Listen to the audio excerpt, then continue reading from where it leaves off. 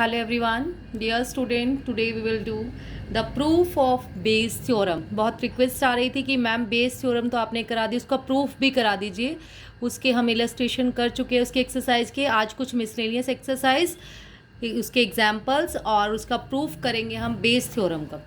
Bayes theorem का proof करने से पहले आपको 3 चीज़ों को ध्यान रखना है. Given, to, proof, proof. Given में क्या है? गिवन में हमें लेके चलना है कि A1 और A2 दो इवेंट है जो दोनों के दोनों म्यूचुअली एक्सक्लूसिव है. म्यूचुअली एक्सक्लूसिव का मतलब होता है कि दोनों में कुछ भी कॉमन नहीं है. अगर मान लो मैंने दो इवेंट लिए, ये A1 ये A2, इन दोनों में कुछ भी कॉमन नहीं है, ये म्यूचुअली एक्सक्लूसिव है. एंड एग्जॉस्टिव इवेंट का मतलब क्या होता है? अगर इन दोनों को मिला दें तो U बन जाएगा, हमारा एक इवेंट बन जाता है. इसलिए हमें इस तरीके से लेना है इन दोनों को कि हमारा जो A1 A2 है, मान लो ये हमारा हो गया A1 ये A2, ये A1 पार्ट है इसका, ये A2. जब दोनों को मिला देंगे तो एक अलग पार्ट बन जाएगा B. वो हमारा क्या है? Mutual exhaustive event. B एक इवेंट है जो अकर होगा हमारा combination of A1 and A2. ये आपको बहुत ध्यान रखना है. पहले क्या करना है आपको? गिवन में लिखना है A1 A2 म्यूचुअली एक्सक्लूसिव और एग्जॉस्टिव इवेंट है, और जो हमारे पास एक B है इन दोनों का कॉम्बिनेशन है. नेक्स्ट हमें प्रूव क्या करना है? हमें प्रोबेबिलिटी प्रूव करनी है. Probability AI given B. इसको आप अपॉन या बाय नहीं बोलते हैं, वैसे तो हम बोल देते हैं, लेकिन ये एक्चुअल में होता है given. AI given B is equal to probability of AI into probability of B by AI given AI upon में. हमें ये प्रूव करना है. हम 2 इवेंट ले रहे हैं ना, 1 2, इसलिए हमने I इज इक्वल टू 1, इसका समेशन. समेशन का मतलब होता है 1 से शुरू होकर 2 तक हम लेंगे. Probability of AI into probability of B into B given AI. I की वैल्यू क्या है हमारी? 2, क्योंकि 2 इवेंट. अगर 3 लेंगे तो यहाँ पर एक 3 और जोड़ देना बस. अब आपके पास क्या है? B हमारा क्या हो गया? B जो कॉम्बिनेशन है, B हमारा जो कॉम्बिनेशन है प्रूफ में, ये गिवन था, ये 2 प्रूफ है. प्रूफ में हमारा B एक कॉम्बिनेशन है किस किस का? A1B plus A2B. हमने अप्लाई कर दी प्रोबेबिलिटी बोथ साइड. ये एडिशन थ्योरम भी होती है ये प्रोबेबिलिटी की, तो यहाँ पे P लग गया. Probability of B is equal to probability of A1B plus probability of A2B. अब देखो एडिशन थ्योरम है, प्लस हो रहा है, तो हम इसको ये लिख सकते हैं I summation of probability I B हम लिख सकते हैं. और 1 से लेके 2 तक हमारा स्टार्ट है. उसके बाद हम क्या करेंगे? जो हमारे पास है, देखो मल्टीप्लिकेशन थ्योरम होती है हमारी, जो हमारा वहाँ से आई बी आया उसका फॉर्मूला होता है probability of I B. A I B का मतलब क्या है? A B. आई ना भी लगाओ एक तरीके से, अगर आई नहीं लगा रहे, ए बी का फॉर्मूला क्या होगा हमारे पास? Probability of A into probability of B given A. तो आई इसलिए लगा दिया क्योंकि इसमें एक ना होके 2 इवेंट्स है, हम 2 इवेंट की बात करें. अब ये कहाँ से आया हमारे पास? ये तो B गिवन A का फॉर्मूला क्या होता है हमारे पास? B गिवन AI का फॉर्मूला होगा probability of AI B into probability of AI. अब हमने AI B की वैल्यू निकाली है. AI इसकी वैल्यू जो हम निकालेंगे, यहाँ से क्रॉस मल्टीप्लाई हो गया, हमारे पास आ गया probability of AI B is equal to probability of AI into probability of B by B given AI. अब जो AI B की वैल्यू है वो हमारी जो फर्स्ट इक्वेशन थी ये वाली, ये हमारी फर्स्ट इक्वेशन थी. P B is equal to summation of I is equal to 1 to 2 probability of A I B की जो वैल्यू आई हमारे पास, ये हमने इसमें पुट कर दी यहाँ पर. अब इसका मतलब क्या है? ए आई बी की वैल्यू हमने पुट कर दी यहाँ पर as it is summation I is equal to 1 into 2. इसकी प्लेस पर हमने ये वाला पुट कर दिया. अब हमारी एक कंडीशनल थ्योरम होती है. कंडीशनल बी क्या है? कॉम्बिनेशन है, वो अपॉन में ही आएगा हमेशा टोटल. तो हमने ए आई गिवन बी का फॉर्मूला लगाया. Probability of A I given B is equal to probability of A I B upon में प्रोबेबिलिटी ऑफ बी. तो ए आई बी की वैल्यू आपने पुट कर दी. ए आई बी की वैल्यू ये वाली है हमारे पास, ये रही ऊपर. Probability of A I into probability of B given A I. और प्रोबेबिलिटी ऑफ बी की वैल्यू हमने ये पुट कर दी summation I is equal to 1 to 2 probability of A I into probability of B given A I. यही हमें prove करना था. आई के लिए 1 2 हैंस प्रूव. अब अगर हमें निकालना प्रोबेबिलिटी ऑफ A1B निकालेंगे तो probability of A1 into probability of B by A1 upon total में क्या लिखोगे, probability of A1 into probability of B by A1 plus probability of A2 into probability of B by A2। ऐसे ही अगर आप A to B निकालोगे तो हमारा formula क्या हो जाएगा, यहाँ पर 2 आ जाएगा और अपॉन वाला सेम रहेगा, क्योंकि हम अपॉन में हमेशा क्या आता है, टोटल। यही था हमारा प्रूफ। बहुत इंपॉर्टेंट है, बहुत बार एग्जाम में भी आता है। अगर 3 वाला भी आ जाए तो आपको उसमें पजल नहीं होना। 3 वाले में आपने क्या करना है, यहाँ से लेके चलना है आपको A1, A2 and A3 are mutually exclusive and exhaustive event. B is an event which can occur in a combination of A1, A2 and A3। और यहाँ पर क्या होगा फिर आपका I इज इक्वल टू 1 से लेके यहाँ 3 आ जाएगा।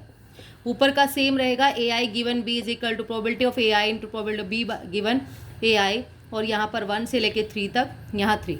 ये डायग्राम मत बनाना, तो सीधा लिख देना B किसका कॉम्बिनेशन है, A1B plus A2B plus A3B। फिर अप्लाई कर देना प्रोबेबिलिटी सबके साथ, फिर उसका कॉम्बिनेशन में यहाँ 1 से लेके 3 तक AIB ही रहेगा। उसके बाद आप क्या करोगे, मल्टीप्लिकेशन थ्योरम आपने लगानी है, ये यही आएगा। और यहाँ पर भी वैल्यू बस 1 से लेके 3 तक हो जाएगी। वैल्यू पुट कर देनी है, सब सारी जगह आपका बस सेम रहेगा, सब कुछ as it is. That's all about today. और अब हम इसके एग्जाम्पल करते हैं। बेस थ्योरम तो हो गई, इसके कुछ मिसलेनियस एग्जाम्पल्स हैं, वो कर लेते हैं साथ में। एग्जाम्पल नंबर 10 है आपके पास।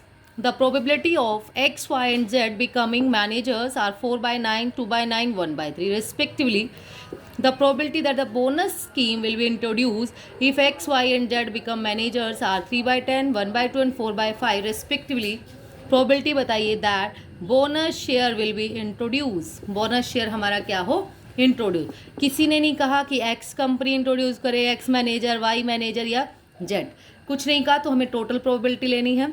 तो पहले तो हमें probability of X they the, probability of Y, probability of Z, फिर बोनस। बोनस का आप कुछ भी मान सकते हैं, B मान लिया इन्होंने बोनस को, तो B बाय X क्या हो जाएगा, B given X 3/10, B given Y 1/2, B given Z 4/5। तो अब उसके बाद इसकी टेबल बनाते हैं। टेबल में क्या लिखते हैं हम, इवेंट, फिर प्रियर प्रोबेबिलिटी, कंडीशनल प्रोबेबिलिटी और जॉइंट प्रोबेबिलिटी। प्रियर प्रोबेबिलिटी तो जो स्टार्टिंग में थी उसकी 4/9, 2/9, 1/3। कंडीशनल में जो ये कंडीशन अप्लाई होने के बाद आया 3/10, 1/2, 4/5। जॉइंट में इनकी मल्टीप्लाई, और हमें निकालना है, कुछ नहीं लिखा, बोनस इंट्रोड्यूस, तो सबको सॉल्व करके प्लस कर देना, सिंपल आ जाएगा टोटल प्रोबेबिलिटी।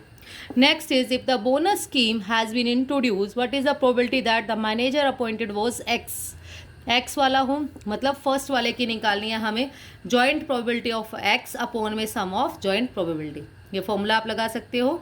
और यहाँ पर probability of X given B होगा, ना कि B given X। B given X तो हमारा था ही गिवन हमें, तो X given B। Joint probability of X upon में sum of joint probability, X वाले को आपको न्यूमिनेटर हो जाएगा और इन सब का सम जो होगा denominator. Example number 11 is in certain college the composition of male and female student were found to be 90% and 10%. Mail और फीमेल का कॉम्बिनेशन दे रखा है 90%, 10%. Assume that 70%, 5% of the female student, 50% of the male student wear glasses. तो उसने क्या कहा है, 70% of female glasses पहनते हैं, 50% मेल। और प्रोबेबिलिटी बताइए, student selected at random wear glasses. फिर है प्रोबेबिलिटी हु वियर ग्लासेस और मेल एंड फीमेल, दोनों केसेस में निकालना है, मेल है और फीमेल है। पहले तो हमें मेल और फीमेल का दे रखा है, हमें मेल है 90/100, फीमेल है 10/100। कुछ भी मान सकते हैं, जैसे इन्होंने क्या माना है, E1 E2 माना है। E1 को, मेल को E1 माना है और फीमेल को E2, तो E1 हो गया आपके पास 90/100 और E2 हो जाएगा 10/100। और जो हमारे पास है कि वो ग्लासेस वियर करते हैं, उसको G मान लो या कुछ भी मान सकते हैं। प्रोबेबिलिटी आ जाएगी आपके पास, G मानेंगे तो G/E1, G/E2। इन्होंने क्या लेट किया देख लेते हैं। हाँ, प्रोबेबिलिटी ऑफ इन्होंने माना है, इसको B माना है, वियर ग्लासेस को B/E1 0.50, B/E2 0.75। इवेंट हो गया E1 E2। प्रियर प्रोबेबिलिटी हमारे पास गिवन थी, कंडीशनल प्रोबेबिलिटी ये होती है, हमारे पास आ गया। जॉइंट आप इसको मल्टीप्लाई करके निकाल लीजिए। फिर आपने क्या करना है, पहले इसने कहा है हमें सिंपल कि प्रोबेबिलिटी बताइए कि वो ग्लासेस वियर करते हैं। तो ग्लासेस वियर करते हैं, तो इसकी सिंपल कुछ नहीं लिखा, मेल है या फीमेल है, तो टोटल प्रोबेबिलिटी हम निकाल देंगे PE1 into B/E1 plus PE2 into B given E2। तो सॉल्व करके हमारा आंसर आ जाएगा। नेक्स्ट हमारे पास है प्रोबेबिलिटी निकालनी है, एक बार तो वियर ग्लासेस की वो मेल हो और एक बार फीमेल। मेल वाले में मेल न्यूमिनेटर हो जाएगा, दोनों का टोटल डिनोमिनेटर, और जब फीमेल वाला निकालेंगे तो फीमेल न्यूमिनेटर और दोनों का सम जो होगा वो denominator. Next is example number 12। And economics believe that during period of high economic growth, the rupees appreciate with probability 0.7. In the period of moderate economic growth, देखो हाई इकोनॉमिक ग्रोथ में उनकी जो अप्रिशिएट हो रहा है वो probability है 0.7। फिर उसके बाद मॉडरेट में हो रहा है वो है 0.4 और लो इकोनॉमिक ग्रोथ में 0.2। During any period of time the probability of high economic growth is, high economic growth की प्रोबेबिलिटी 0.3। अच्छा, प्रोबेबिलिटी तो प्रियर प्रोबेबिलिटी तो ये वाली है, हाई इकोनॉमिक ग्रोथ, मॉडरेट और लो इकोनॉमिक ग्रोथ। और ये वाली प्रोबेबिलिटी कब है हमारे पास, जब एप्रिशिएट हो रहा है हमारे पास मनी हाई इकोनॉमिक ग्रोथ में। ये कंडीशनल प्रोबेबिलिटी है, पहले इसमें प्रियर प्रोबेबिलिटी पहले गिवन है हमें स्टार्टिंग में, तो इसको लेट कर लेना। जैसे इन्होंने B1 B2 B3 माना है, हाई इकोनॉमिक ग्रोथ को B1 और मॉडरेट वाले को B2 B3 इसको। हाँ, ये बात और ध्यान रखनी है, ये नहीं सोचना कि स्टार्टिंग में जो दे दिया वो E1 E2 E3 होगा उसके बाद कंडीशनल आएगी, नहीं, इसमें कंडीशनल पहले है। और इसमें देखो period of time probability simple दे रखी है 0.3 0.5 0.2, ये हमने ले लिया। कंडीशनल प्रोबेबिलिटी हमें बाद में दी है इन्होंने, A be the even that rupees appreciates, appreciation की थी तो ए गिवन B1 ए गिवन B2 ए गिवन B3 वो दे दिया हमें। जॉइंट प्रोबेबिलिटी निकाल लेंगे और हमें जो प्रोबेबिलिटी निकालनी है वो क्या है, countries experiencing a period of moderate economic growth. Moderate वाला कौन सा है हमारा B2, तो B2 हमारा न्यूमिनेटर हो जाएगा और डिनोमिनेटर में इनका सम हमारा आ जाएगा। सिंपल सॉल्विंग करेंगे तो B2 गिवन ए का फॉर्मूला बन जाएगा joint probability of B2 upon में sum of joint probability. Now example number 13 is, in a class of 75 student 15 are intelligent, 45 are medium, rest are below average। तो probability निकाल लेते हैं पहले। इंटेलिजेंट की 15/75, मीडियम की 45/75 और बच गए कितने 15 और 45 60 और बच गए 15 हो जाएंगे रेस्ट। बिलो एवरेज हो गए 15/75। प्रोबेबिलिटी दे रखी है that a very intelligent student fails in vice versa exam. ये तो इंटेलिजेंट की, मीडियम की, बिलो एवरेज की, लेकिन यहाँ इन्होंने बोला है जो वेरी इंटेलिजेंट स्टूडेंट है वो फेल हो रहा है, उसकी प्रोबेबिलिटी क्या है 0.05, मीडियम वाले के 0.5, बिलो एवरेज वाले के 0.15। If a student is known to have pass the viva voce examination, अगर वो पास कर जाए, देखो यहाँ फेल दे रखा और यहाँ पास की पूछी है और बिलो एवरेज, पहले पास की आप प्रोबेबिलिटी निकालोगे, ये फेल की है तो पास की हम निकालने के लिए क्या करेंगे, पहले हमने सिंपल प्रोबेबिलिटी निकाली, A1 A2 A3 माना, इंटेलिजेंट को A1, मीडियम को B2 और A2 और इसको एवरेज को A3, ये निकाल लिया।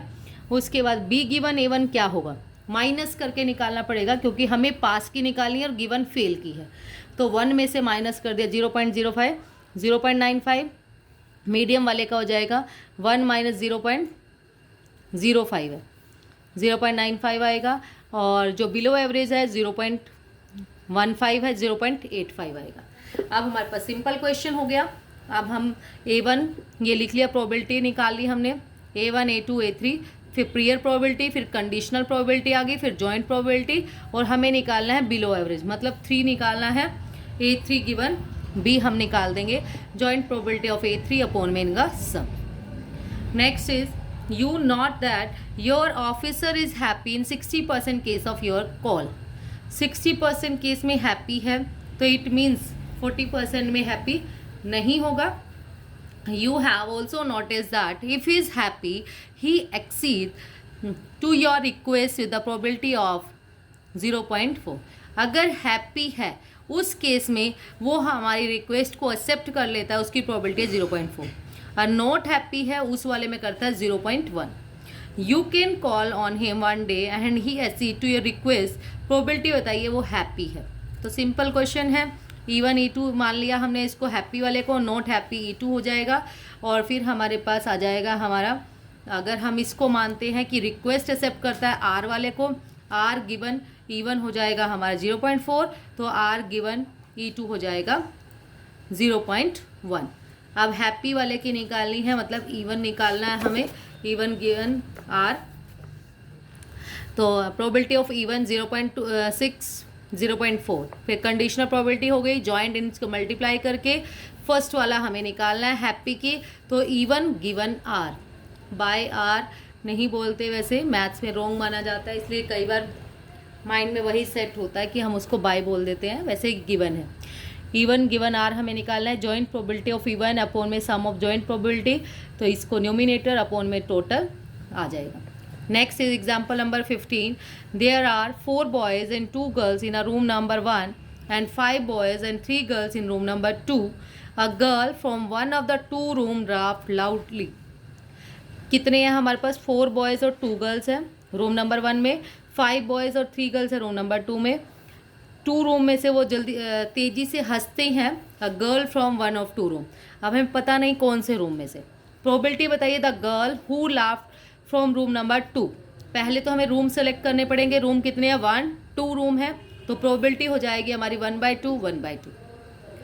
अब लाउडली और गर्ल्स होनी चाहिए वो, तो पहले हम बी गिवन, हमने मान लिया जो बी है वो गर्ल है कि लाफ करती हैं लाउडली। बी गिवन E1 क्या हो जाएगा आपके पास 2/6 और यहाँ से जाएगा 3/8, वो रूम नंबर 2 में से होना चाहिए, तो मतलब E2 गिवन, तो बी हमें निकालना है, तो यहाँ पर 1/2 1/2, ये 1/3 3/8, इनकी मल्टीप्लाई कर दी और फिर हमने इसका निकाल दिया। सिंपल सॉल्विंग करेंगे, जॉइंट प्रोबेबिलिटी आ जाएगा हमारे पास E2 divide by sum of joint probability. Next is the prior probability of event A1 A2 and A3 are. Probability of A1 हमारे पास है दिस, A2 की है, A3 की है। कंडीशनल प्रोबेबिलिटी भी गिवन है हमें 0.5 दिस। कंप्यूट करना है probability of B intersection A1। B intersection A1 का हमारा फॉर्मूला क्या होगा, B इंटरसेक्शन A1 का हमारा फॉर्मूला होता है probability of A1 into probability of B given A1। इसमें ध्यान रखना है, जैसे हमारा ये कहाँ से बनता है ये वाला फॉर्मूला, अगर हम ये लिखें B/A1, प्रोबेबिलिटी ऑफ B/A1 की क्या होगी, B गिवन A1 की probability of B intersection A1 upon में प्रोबेबिलिटी ऑफ A1 होगी, तो यहाँ से इसकी मल्टीप्लाई कर देते हैं, probability of A1 into B given A1, multiply कर लीजिए आ जाएगा। ऐसे B A2 वाले में क्या करना है, इसको बाद वाले को पहले रखना है, मल्टीप्लाई में ये वाला हमारे पास B ये इसके साथ गिवन लग जाता है। नेक्स्ट हमारे पास probability of A3 into probability of B given A3, इनकी मल्टीप्लाई कर ली। उसके बाद हमारे पास प्रियर प्रोबेबिलिटी भी थी, कंडीशनल भी है, मल्टीप्लाई कर लिया, तो हमें निकालना था बेस थ्योरम से A2 गिवन B, A2 वाला लगाना है, तो जॉइंट प्रोबेबिलिटी हम A2 की ले लेंगे और जो हमारे पास सम ऑफ जॉइंट प्रोबेबिलिटी, सबका सम करके हमारा आंसर आ गया 0.51। That's all about today. Thank you so much dear students, और वीडियो होपफुली आपके लिए यूज़फुल ज़रूर होगी, तो प्लीज़ वीडियो को लाइक शेयर एंड सब्सक्राइब ज़रूर करें। Thank you.